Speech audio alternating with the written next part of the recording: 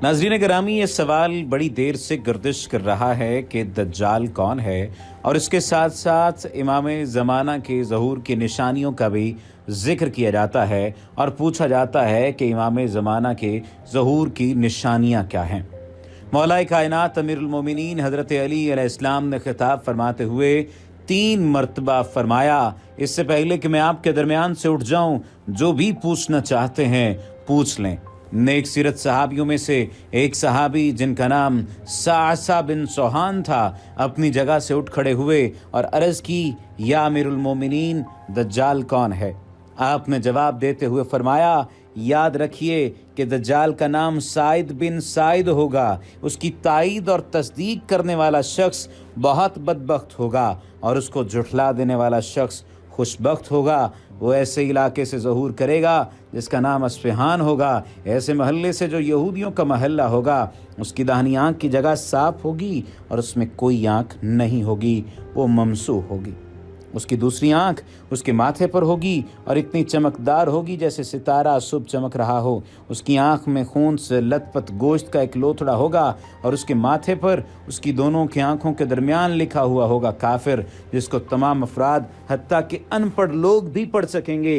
दरियाओं को पार करेगा और सूरज उसके साथ साथ चलेगा। उसके सामने धुएं का एक पहाड़ होगा और उसके पीछे भी एक सफ़ेद पहाड़ी होगी, जिसको दूसरे लोग समझेंगे कि ये खाने का पहाड़ है। वो सख्त कहत साली के वक्त खुरूज करेगा। उसकी सवारी एक हरे या काले रंग का गधा होगा। उसकी सवारी का हर कदम एक मील के बराबर होगा।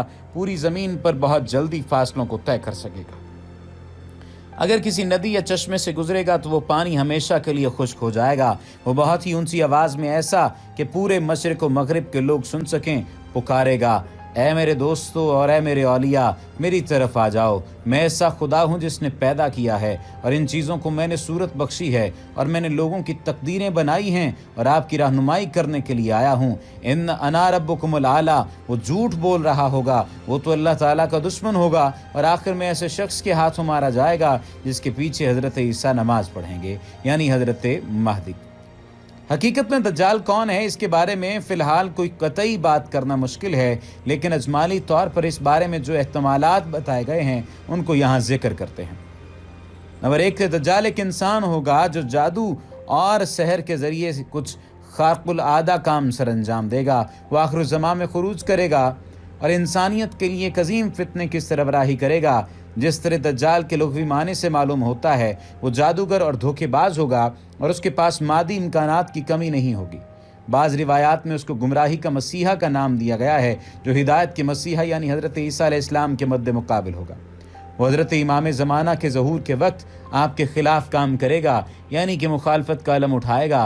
वो ऐसे अफराद में से होगा जिनकी उम्र बहुत लंबी होगी और वो अब भी मौजूद है और खुरूज करने के वक्त तक ज़िंदा रहेगा। वो मक्का और मदीना के अलावा पूरी दुनिया पर काबिज़ हो जाएगा। फिर फरमाया दज्जाल वही इब्लीस है। फिर फरमाया दज्जाल वही सफ़ियानी है। फिर फरमाया दज्जाल किसी ख़ास आदमी का नाम नहीं, बल्कि एक नमूना और निशानी के तौर पर इन सिफ़ात के हामिल अफराद को दज्जाल कहा गया है, यानी मिसाली और रमज़ी हैसियत है। फरमाया कि दज्जाल मगरिब के तरक्की, तमद्दुन और टेक्नोलॉजी की मिसाली हैसियत है, जो इस्लाम और इसके बुनियादी उसूलों के साथ बरसरे पैकार है। ऐसा तमद्दुन जो हर इंसान को अपना ग़ुलाम बनाना चाहता है। हम बहुत वाज़े तौर पर देख रहे हैं कि कैसे इस वक्त मगरबी दुनिया के मादी तमद्दुन और टेक्नोलॉजी ने पूरे समाज हत्ता के मुसलमानों पर अपना तसल्लुत जमा रखा है। ये तो मामला होगा दज्जाली अशकाल का, दज्जाली मामलात का या दज्जाल के तुलू होने का। अब जिक्र किया जाए अगर इमाम महदी अजलल्लाहु फरजहू का, तो फरमाया कि हज़रत इमाम महदी के ज़ाहिर होने की खुशखबरी जो हज़रत फ़ातिमा की औलाद में से हैं और जो आखिरी ज़माने में जब रूए ज़मीन पर एक सिरे से दूसरे सिरे तक जुल्म व सितम की कसरत हो जाएगी, तो इसमें अदल व इंसाफ राइज करेंगे। हज़रत सल्लल्लाहु अलैहि वसल्लम से बहुत सी मुतवातिर रिवायात के ज़रिए से मनकूल है कि मुसलमानों के तमाम फ़िरक़ों ने अपने इख्तिलाफ़ के बावजूद ये रिवायतें लिखी हैं और उन्हें मुस्तनद मानते हैं।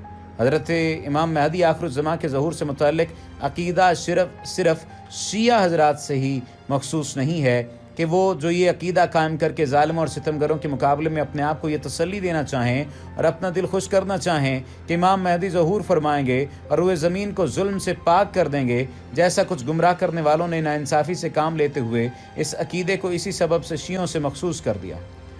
لیکن یہ بات بھی یاد رہے کہ اس بات پر بھی اختلاف پایا جاتا ہے کہ انہیں صرف ان کے نام سے منسوب نہ کیا جائے۔ فرمایا اگر ظہور مہدی کا عقیدہ پیغمبر اسلام سے منقول نہ ہوتا، مسلمانوں کے تمام فرقے اسے مستند نہ جانتے اور اس کی تردید کرتے، تو مہدویت کا دعویٰ کرنے والوں کے لیے یہ ممکن نہیں تھا وہ اسلام کی ابتدائی صدیوں میں کیسانیوں اور کچھ عباسیوں اور علویوں وغیرہ کی طرح مہدی ہونے کا دعویٰ کرتے، اس کے ذریعے سے لوگوں کو دھوکہ دیتے اور اس عام عقیدے سے حکومت اور سلطنت حاصل کرنے میں فائدہ اٹھاتے۔ ان لوگوں نے یہ غلط دعویٰ کر کے یہ چاہا کہ اس اسلامی عقیدے یعنی ظہور امام مہدی کا عقیدہ جو تمام مسلمانوں کے نزدیک مسلم ہے کو عوام کے خیالات پر اثر ڈالنے اور ان پر اپنا غلبہ قائم کرنے کا ذریعہ بنا لیں۔ اگر یہ عقیدہ صرف شیعوں کا ہوتا تو مہدویت کا دعویٰ کرنے والے اس خصوصی عقیدے سے فائدہ نہیں اٹھا سکتے تھے۔ بہت سارے لوگ یہ بات جانتے ہیں کہ یہ تمام تر باتیں تمام تر جگہوں سے ثابت ہیں۔ کہنے کا مطلب یہ ہے کہ جتنے بھی فرقے ہیں ان تمام تر فرقوں سے امام مہدی کا ظہور شامل ہے۔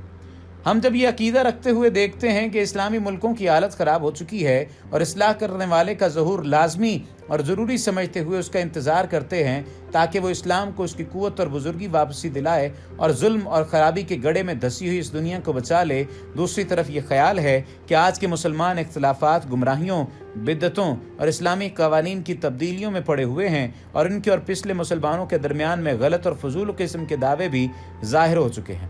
لہٰذا ایسی صورت میں یہ ممکن نہیں ہے کہ دین اسلام اپنی قوت اور عظمت دوبارہ حاصل کر لے۔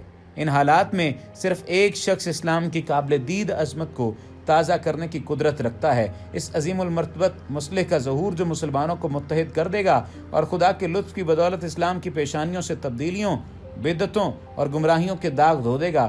صرف ایک رہنما ایسے انقلاب کی طاقت رکھتا ہے جو ہر طرح کی ہدایت پائے ہوئے ہو اور ایک عظیم سرداری اور غیر معمولی قدرت اور عظمت کا مالک ہو، تاکہ جب پوری زمین ظلم سے بھر جائے تو اس میں عدل اور انصاف قائم کرے۔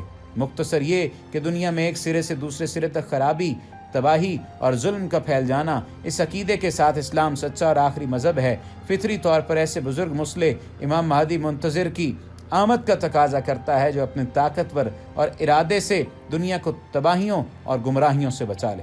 اس لیے تمام اسلامی فرقے بلکہ غیر مسلم قوتیں بھی اس حقیقی نقطے پر ایمان رکھتی ہیں کہ کوئی آئے گا، اور مسلمانوں کے نزدیک جو نام ہے تمام فرقوں کے نزدیک وہ امام مہدی ہے۔ اللہ سبحانہ و تعالیٰ سے التماس ہے کہ وہ تمام فتنوں کے دور میں، تمام آزمائشوں کے دور میں ہماری رہنمائی فرمائیں، ہمیں رسول نبی کریم صلی اللہ علیہ وآلہ وسلم کی زندگی پر عمل پیرا ہونے کی توفیق عطا فرمائیں، اور ہمیں اس قابل بنا دیں کہ ہم اگر اس زمانے تک زندہ رہیں جب حضرت امام مہدی کی آمد ہونی ہے تو ہم ان کے پیروکار ہوں اور ان کی اقتداء میں نماز پڑھنے والے ہوں۔